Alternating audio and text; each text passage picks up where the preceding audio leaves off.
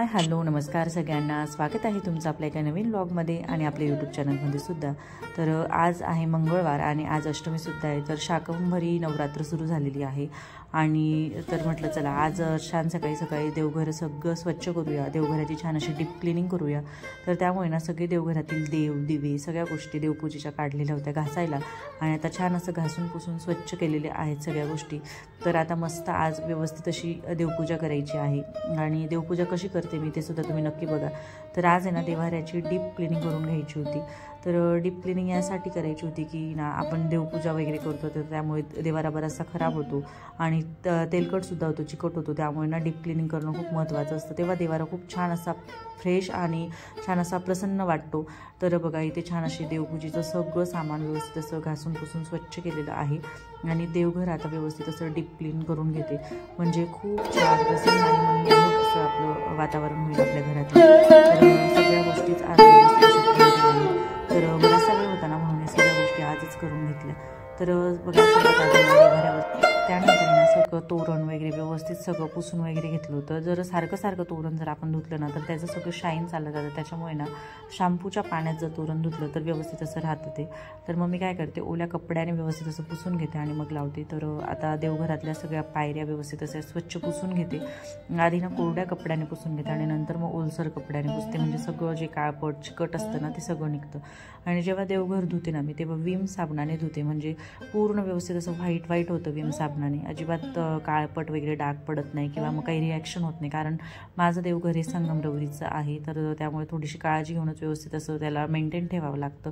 तर सगळ्यात आधी वरच्या पायरीवर ना कुलदेवीचा फोटो ठेवलेला असतो मी। तर आमची कुलदेवी बिजासनी माता आणि कालिका देवीसुद्धा आहे, तर त्यामुळे दोघं कुलदेवीचा फोटो आहे ना मी सगळ्यात वरच्या पायरीवर, म्हणजे सगळ्यात वरचं स्थान महत्त्वाचं स्थान हे आपल्या कुलदेवीला असतं, त्यामुळे सगळ्यात वर कुलदेवीचा फोटो ठेवलेला असतो।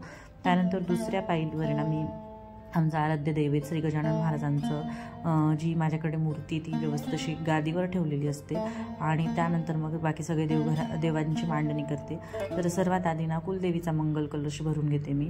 तर काय झालं होतं ना पौर्णिमेच्या दिवशी आम्हाला चालणार नव्हतं, तर त्यामुळे मग पौर्णिमेच्या दिवशी काही कलश भरता आला नाही, आम्हाला सुतक होतं। तर त्यामुळे म्हटलं बरेच दिवस झाले पाणीसुद्धा चेंज करून घेऊया आणि आजपासून नवरात्रसुद्धा लागते, त्यामुळे देवीचा घट म्हणून सुद्धा आपण कलश भरू शकतो। तर त्यामुळे मी आता इथे कलश भरून घेते, देवीचा मंगल कलश। तर कोणीही भरू शकतो देवीचा मंगल कलश, त्याला काही प्रॉब्लेम नसतो। तर पौर्णिमेला तुम्ही भरू शकता आणि जर सत्यनारायण जर करत असाल ना पौर्णिमेचा महाराजांच्या केंद्रानुसार तर मग आधी कलश भरून मग सत्यनारायण करायचा असतो।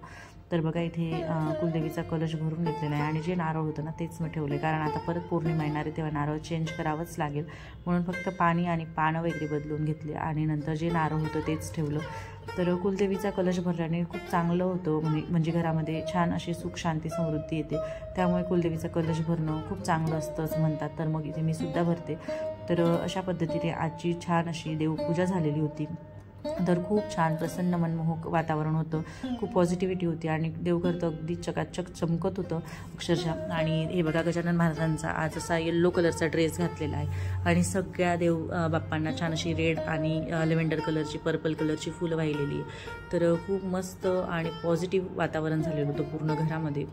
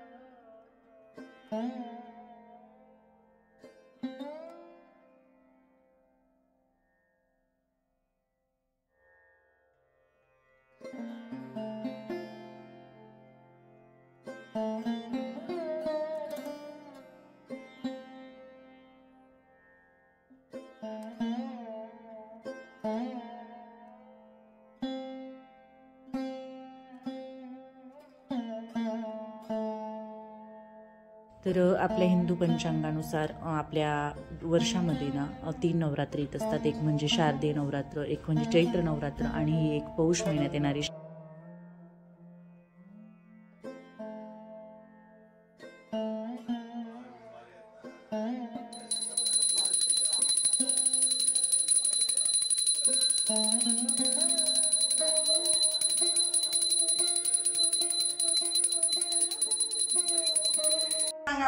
तुला याच्यात कार्यक्रमात भाग घेतला, तुला प्रोत्साहन म्हणून लोक प्रशस्ती पत्र देतात, तर माझ्याकडनं तुला प्रोत्साहन म्हणून बाबांनी तुला काहीतरी युजफुल गोष्टी घेण्यासाठी दिल्या, सेव्हिंग करण्यासाठी, सेव्ह करायचे ते पैसे आणि नमस्कार पण करायचा. कोणी पण गिफ्ट दिलं ना आपल्याला तर थँक्यू बोलून नमस्कार करायचा असतो, समजलं? हा, आणि विराजला पण मस्ती करण्याबद्दल.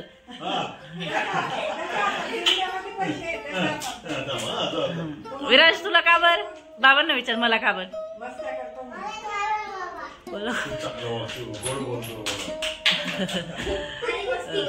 आणि जय करा.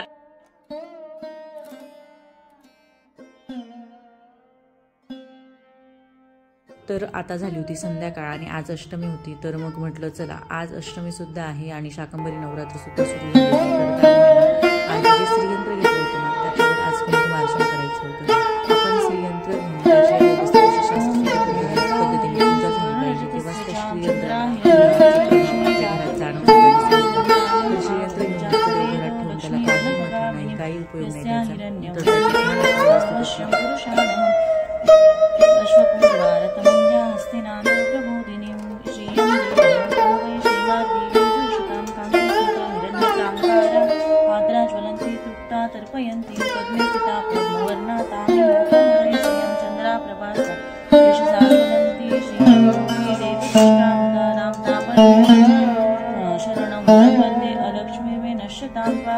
आदित्यवरणे तपोसुजातो वनस्पतिस्ते तस्या प्राणे तपसाधुनन्तु.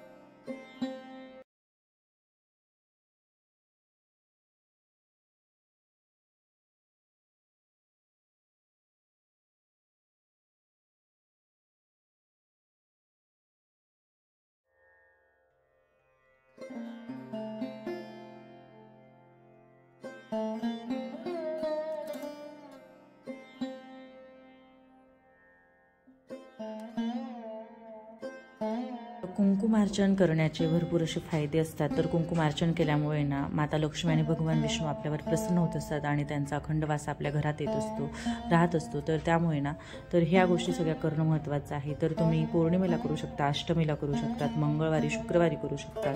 तर ह्या गोष्टी ना तुम्ही करत राहा, म्हणजे तुमच्या ज्या अडचणी असतील त्या तर नक्की सॉल्व्ह होतील. तर हे सगळं करताना मी इथे श्रीसूक्त आणि म्हणते आणि त्यानंतर ना लक्ष्मी गायत्री मंत्रसुद्धा म्हणून घ्यायचा, विष्णू गायत्री मंत्र म्हणायचा आणि जर महालक्ष्मी मंत्र येत असेल तर तो सुद्धा म्हटलं तर खूप उत्तम. तर अशा पद्धतीने कुंकुमार्चन करून ही माता महालक्ष्मी आणि भगवान महाविष्णूची सेवा करायची आपल्याला.